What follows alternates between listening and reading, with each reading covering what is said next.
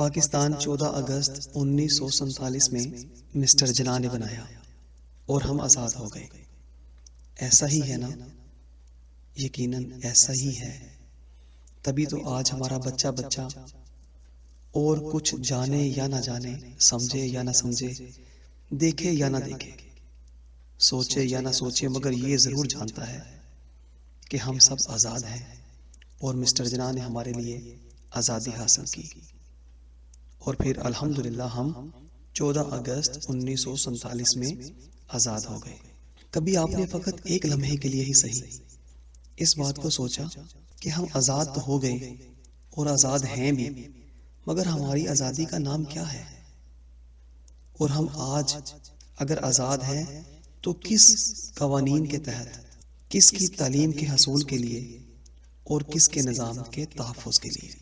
یہ ایک ایسی روشن حقیقت ہے جس سے آج کوئی بھی مسلمان راہ فرار حاصل نہیں کر سکتا۔ وہ یہ کہ پاکستان 14 اگست 1947 کو معرض وجود میں آیا، مگر ہمیں آزادی جمہوریت کی نکیل ڈال کر دی گئی ہے، اور ہمیں جس نے نکیل ڈال کر آزاد کیا ہے آج بھی ہماری نکیل کی رسی اسی کے پاس ہے۔ جی ہاں، یہود و نصارہ، امریکہ و برطانیہ کل بھی ہمارے حاکم تھے اور آج بھی پس پردہ وہی ہمارے حاکم ہیں۔ اگر ہم آزاد سچ مچ ہوتے، جسے آزادی کہتے ہیں حقیقی معنوں میں، تو آج ہم مسلمان اپنے پیارے نبی صلی اللہ علیہ وآلہ وسلم کے نظام رحمت کے سائے تلے زندگیاں بسر کر رہے ہوتے، اور ہمارے مسلمان حکمران کافروں کے نظاموں کے پابند نہ ہوتے۔ ہم مسلمان اور ہمارے مسلمان حکمران اگر آزاد ہوتے تو ہم ملک میں ایک بھی سنیما نہ کھولنے دیتے اور نہ کھولتے، اور نہ ہی کھولے جانے کی اجازت دی جاتی، کیونکہ ہم مسلمانوں کے نظام حکومت میں گانے باجے، فلمیں، ڈرامے اور فحاشی اور یعنی کا تصور ہی نہیں ہے۔ مگر ہم آزاد نہیں، قید ہیں۔ ہمیں جس پنجرے میں رکھ کر آزادی ملی ہے اس پنجرے کو تالا کافروں نے نظام جمہوریت کا لگا رکھا ہے۔ ہم اور ہمارے حکمران چاہ کر بھی غیر اسلامی سرگرمیوں کو ختم نہیں کر سکتے، وگرنہ ملک میں جتنے بھی غیر اسلامی کام آج ہو رہے ہیں فقط ایک حکم نامے سے تمام کام ختم ہو سکتے تھے۔ ہمارے ملک میں جس میں ہم سب آزاد ہیں، پہلے دن سے ہی ہمارے بانی یعنی مسٹر جناح نے دو ٹوک الفاظ میں جمہوریت کی حمایت کرتے ہوئے، جمہوریت کو تسلیم کرتے ہوئے اور جمہوریت کو نافذ کرتے ہوئے یہ کہہ دیا تھا کہ آپ آزاد ہیں اپنے مندروں میں جانے کے لیے، آپ آزاد ہیں اپنی مسجدوں میں جانے کے لیے، اور ریاست پاکستان میں کسی بھی عبادت گاہ میں جانے کے لیے۔ آپ کا تعلق کسی بھی مذہب، ذات یا نسل سے ہو، ریاست کا اس سے کوئی سروکار نہیں۔ مسٹر جناح نے جی ہاں روز اول سے ہی جو کہا تھا آج بھی ویسا ہی ہے۔ ہم آزاد تو ہیں مگر پیارے نبی صلی اللہ علیہ وآلہ وسلم کے پرچم تلے نہیں، یعنی شریعت مطہرہ کے سائے تلے نہیں، بلکہ برطانوی قوانین کے سائے تلے۔ ہم اور ہمارے حکمران بھی جانتے ہیں کہ ہمارے نظام رحمت میں چور کے ہاتھ کاٹے جاتے ہیں، مگر ہم اور ہمارے حکمران چاہ کر بھی قانون رحمت کو نافذ نہیں کر سکتے۔ ہم بھی جانتے ہیں اور ہمارے حکمران بھی جانتے ہیں کہ قاتل کی سزا ہمارے قانون رحمت میں قتل ہے، مگر ہم چاہ کر بھی اسے نافذ نہیں کر سکتے۔ اگر ہاتھ میں وقت چاہے تو ایک حکم نامے سے یہ سزائیں فی الفور جاری ہو سکتی ہیں، مگر ہم چاہ کر بھی، ہمارے حکمران چاہ کر بھی ایسا نہیں کر سکتے۔ ہم بھی جانتے ہیں اور ہمارے حکمران یہ بھی جانتے ہیں کہ زانی اور شرابی کی سزا کوڑے اور سنسار ہے، کیونکہ ہمارے پیارے نبی صلی اللہ علیہ وآلہ وسلم کے رحمت والے قانون رحمت میں یہی سزا ہے، مگر رحمت والی سزائیں ہم نافذ نہیں کر سکتے۔ جانتے ہیں نا کیوں؟ وہ اس لیے کہ ہم روز اول سے ہی نظام جمہوریت کے پابند ہیں، اور آج کے دن تک جمہوریت کے ہی تحفظ کے لیے ہماری عسکری طاقتیں اور ان طاقتوں کو تحفظ کے لیے اور ان طاقتوں کو محفوظ کرنے کے لیے اسکول و کالج کا جال بچھا دیا گیا، تاکہ یہ طاقتیں ہمیشہ ہمیشہ کے لیے جمہوریت کے نظام کو تحفظ دیتی رہیں۔ کیونکہ ہم سب جانتے ہیں کہ ہماری تمام عسکری طاقتیں، تمام تر ادارے، تمام کاروباری مراکز، تمام تجارتی، صنعتی اور معاشرتی نظام کو چلانے والے ہم سب مسلمان ہی تو ہیں، مگر ہم جس تعلیم سے تیار ہو کر جملہ امور کو سر انجام دے رہے ہیں وہ تعلیم ہماری نہیں، بلکہ انہی جمہوریت کے بانیوں کی ہے جس کے وہ کل بھی محافظ تھے اور آج بھی محافظ ہیں۔ یوں سمجھ لیجئے کہ ملک پاکستان ایک فیکٹری ہے اور اس فیکٹری کے کارخانے یا مل کے تمام تر پرزے سکولوں، کالج اور یونیورسٹیوں سے تیار ہو کر نکل کر آتے ہیں اور فیکٹری کو چلانے والی کسی بھی مشین کو نکارا یا خراب نہیں ہونے دیتے۔ یہی وجہ ہے کہ کافروں کے نظام جمہوریت کے تحفظ کی قسم ہمارے ادارے کھاتے ہیں اور کسی بھی صورت میں وہ اس نظام کو پٹری سے اترنے کا سوچ بھی نہیں سکتے۔ اور اگر کبھی یہ نظام جمہوریت کی گاڑی پٹری سے اترتی بھی ہے تو اس پٹری کے محافظ یعنی ہماری پاک فوج خود ذمہ داری سنبھال لیتی ہے، اور جب تک ان کی مرضی اور منشا کے عین مطابق کوئی دوسرا جمہوری لیڈر نہیں مل جاتا یا وہ تیار نہیں کر لیتے، جمہوریت کی گاڑی کو وہ خود اپنے تئیں چلاتے رہتے ہیں۔ اس میں ان بیچاروں کا بھی کوئی قصور نہیں، واللہ کوئی قصور نہیں۔ جانتے ہیں نا کیوں؟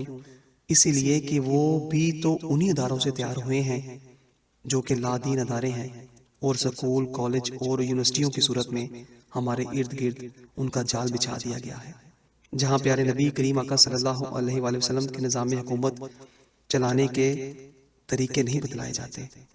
بلکہ نظام جمہوریت کے تحفظ کے اسلوب سکھائے جاتے ہیں۔ ظاہری سی بات ہے، تعلیم جب ہم مسلمان جانوروں سے بدتر لوگوں کی لیں گے، ان لوگوں کی لیں گے جو اپنی ماں، بہن اور بیوی بیٹی کے ساتھ نہ صرف منہ کالا کرتے ہیں بلکہ اسی کالک کو محفوظ کر کے دنیا کو دکھاتے ہیں، ان کی تعلیم پا کر ہم ان کے نظاموں کی حفاظت نہیں کریں گے تو پھر اور کن کی کریں گے؟ کیونکہ جس کی تعلیم ہوگی فکر و عمل بھی اسی کا پروان چڑھے گا، قوانین کی پاسداری بھی انہی کی ہوگی۔ یہ ادارے کھولے بھی انہی لوگوں نے تھے اور آج بھی وہی ان کے محافظ ہیں، اور وہ اپنے اداروں میں جہاں فولادی مسلمانوں کو پگھلا کر جمہوریت کے تحفظ اور اداروں میں فٹ کرنے کے لیے پرزے تیار کیے جاتے ہیں، ان کے لیے وہ بے دریغ سرمایہ کاری بھی باقاعدگی سے کر رہے ہیں، جسے مفکر اسلام حضرت علامہ محمد اقبال رحمۃ اللہ تعالی علیہ نے اپنے ایک شعر میں دو ٹوک فرمایا: تعلیم کے تیزاب میں ڈال اس کی خودی کو، ہو جائے ملائم تو چاہے جدرے سے پھیر۔ جی ہاں، یہی وجہ ہے کہ آج ہماری نسلیں سرتاپا کافروں کی جیتی جاگتی صورت بن کر دکھائی دیتی ہیں۔ کھانا پینا، رہنا سہنا، طور طریقے، اتوار، تہوار، وضاقتہ، فکر و عمل، پاسداری قوانین، نظام سیاست، معاشرت، نظام عدل، ہر ادارے میں ان کے قوانین کی پاسداری اگر آج لازم ہے اور انہیں تحفظ ہے اور دوام ہے تو فقط ہمارے ہی مسلمانوں سے، جو کہ کافروں کی مرضی اور منشا کے مطابق پرزے تیار ہو کر ان کی گاڑی کو رکنے نہیں دیتے۔ اسی حقیقت کو مفکر اسلام شاعر مشرق فرماتے ہیں: خوش تو ہم بھی ہیں جوانوں کی ترقی پہ، مگر لب خندہ سے نکل جاتی ہے فریاد بھی ساتھ۔ ہم سمجھتے تھے کہ لائے گی فراغت تعلیم، کیا خبر تھی کہ چلا آئے گا الہاد بھی ساتھ۔ آج اس روشن حقیقت سے اگر کوئی لا علم ہے، بے خبر ہے یا جان بوجھ کر معاشرے میں جا بجا فرنگی تہذیب اور قوانین کی بالادستی دیکھ کر بھی دلائل اور ثبوت کا مطالبہ کرتا ہے تو اللہ کی عزت کی قسم دل خون کے آنسو روتا ہے کہ سب کچھ اپنی آنکھوں سے دیکھ کر بھی آنکھیں بند کر لینے والے یہ مسلمان کس طرح کے مسلمان ہیں۔ گھروں کے گھر اجڑ رہے ہیں، خاندانوں کے خاندان برباد ہو رہے ہیں۔ مسلمان عورت کی بے پردگی، بے حیائی اور بے شرمی کو آج فیشن کا نام دے دیا گیا ہے۔ جھوٹ، دھوکہ، فریب دہی کو ہوشیاری اور سمجھداری اور عقلمندی سے تعبیر کیا جانے لگا ہے۔ ایک دھوکہ، ایک فریب، ایک سازش جو کافروں نے مسلمانوں کے خلاف کی، اسی سازش کو نہ ہی کوئی آج سمجھنا چاہتا ہے اور نہ ہی کوئی ماننے کو تیار ہے۔ اگر کافروں کے اپنے بیان، ان کی اپنی زبانی جو آج بھی موجود ہیں،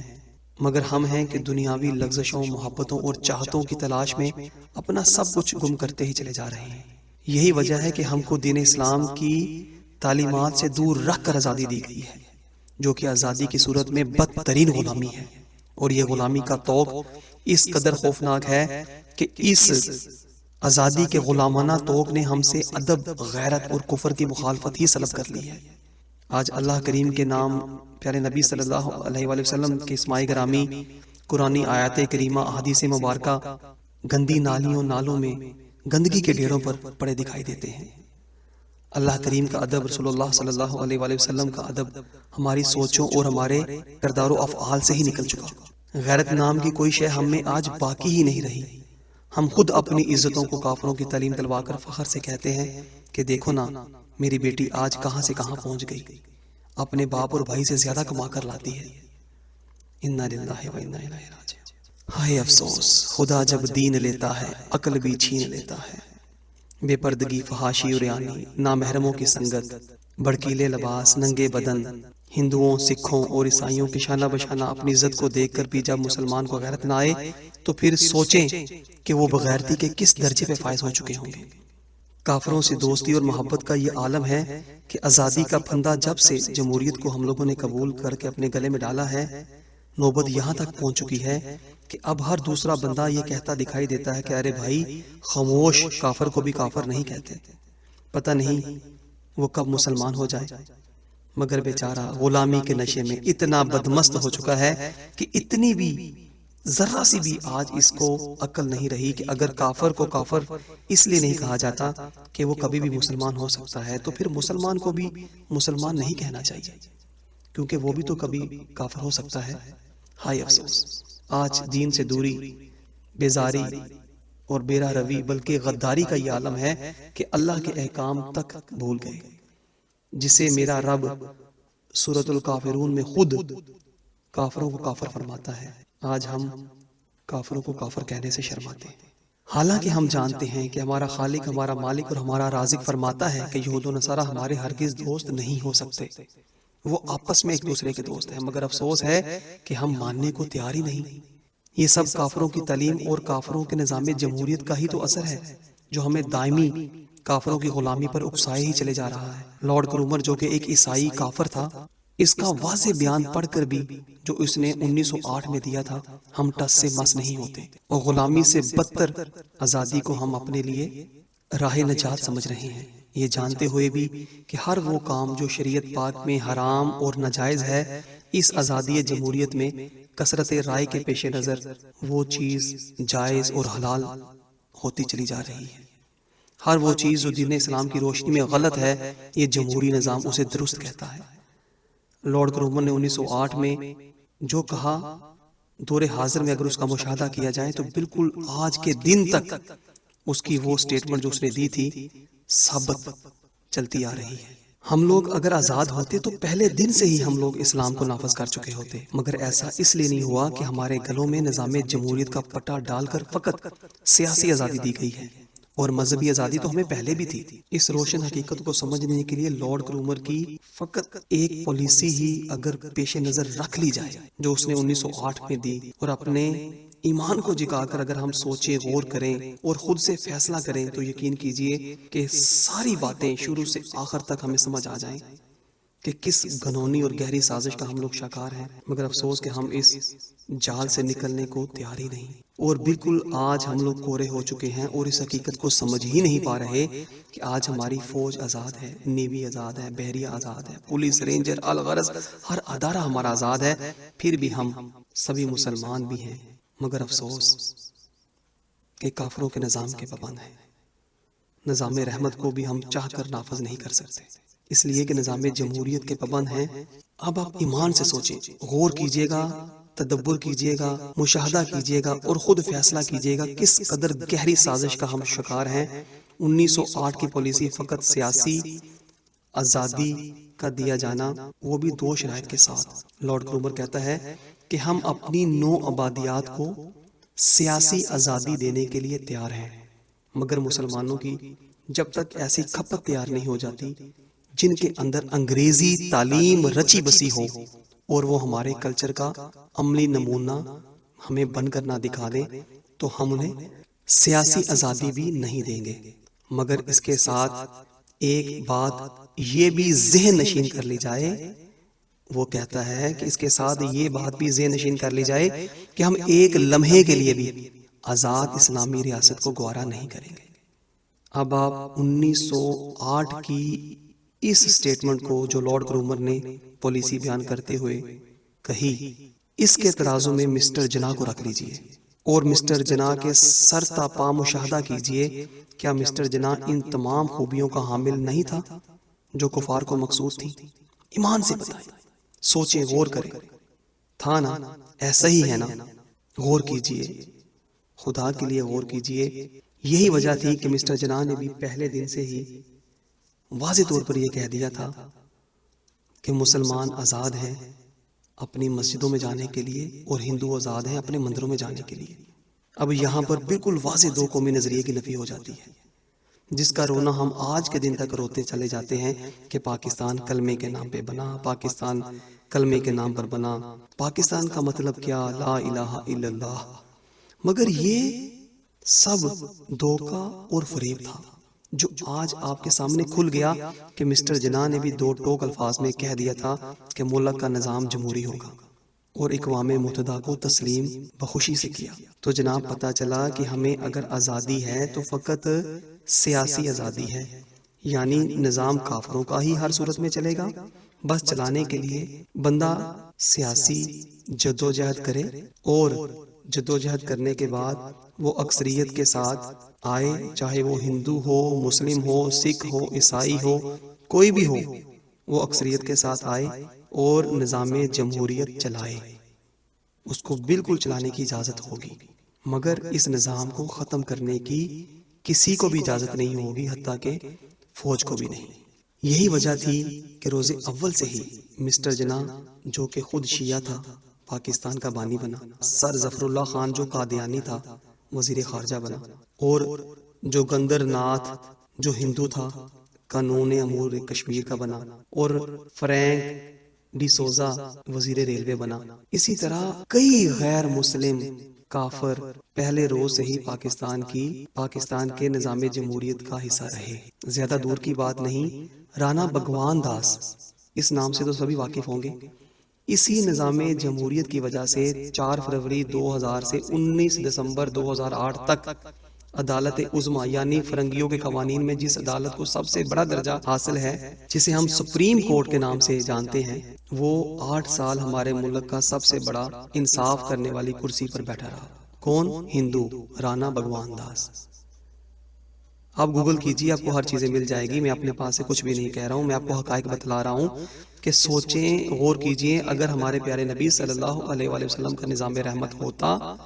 تو کیا اس نظام رحمت میں یعنی کہ عدل و انصاف کی کرسی پر کوئی ہندو بیٹھ سکتا تھا؟ غور کیجیے، سوچیں، غور تو کیجیے، اب تو جاگ جائیں، بہت ہو گئی۔ یہ سب کچھ نظام جمہوریت کی لعنت کی وجہ سے ہے جو ہم پر مسلط ہے۔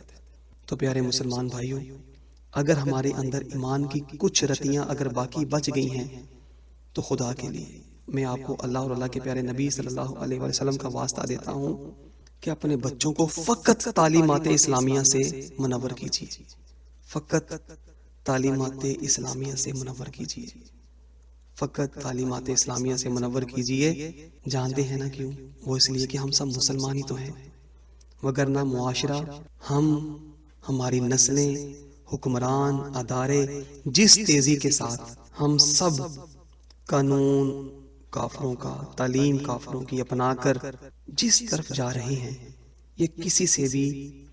آج کوئی لکی چھپی بات نہیں رہی۔ خدا کے لیے اپنے آپ کو بدلیں اور تعلیمات اسلامیہ کو عام کیجیے، اپنی بہنوں بیٹیوں کو چار دیواری میں رکھیے۔ یا اللہ کریم ہمیں نظام رحمت کا نفاذ کرنے والا بنا دے۔ یا اللہ کریم ہمیں نظام رحمت کے نفاذ کے لیے یکجا ہونے کی توفیق عطا فرما۔ مفکر اسلام کے اس شعر کے ساتھ اجازت چاہوں گا۔ منفعت ایک ہے اس قوم کی، نقصان بھی ایک ہی سب کا نبی، دین بھی ایمان بھی ایک، حرم پاک بھی اللہ بھی قرآن بھی ایک، اللہ بھی قرآن بھی ایک، کچھ بڑی بات تھی ہوتے جو مسلمان بھی۔